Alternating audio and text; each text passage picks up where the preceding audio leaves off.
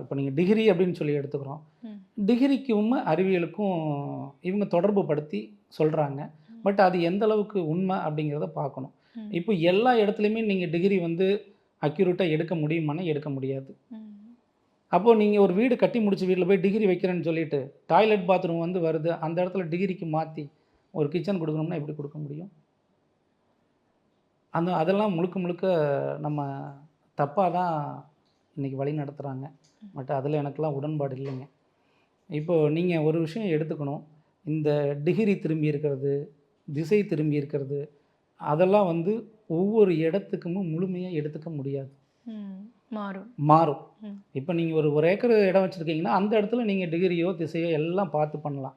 But இதே வந்து சிட்டிக்குள்ளே வர்றீங்கன்னா, அதில் எதுவுமே பண்ண முடியாது. அப்போ அங்கே வாழ்க்கையை வாழ முடியாதா? ம். அந்த மாதிரி ஒரு கேள்வி எழும் அல்லவா?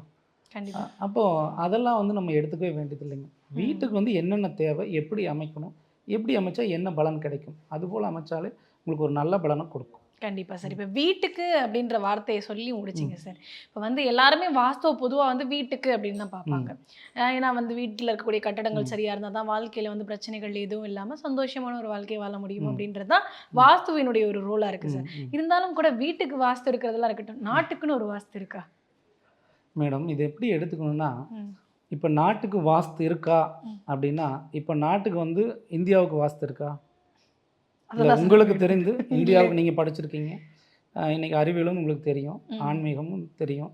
பட் இந்தியாவுக்கு வாஸ்து இருக்கா? இல்ல. இல்ல அமெரிக்கா வந்து வாஸ்துபடி இருக்கா? இல்ல.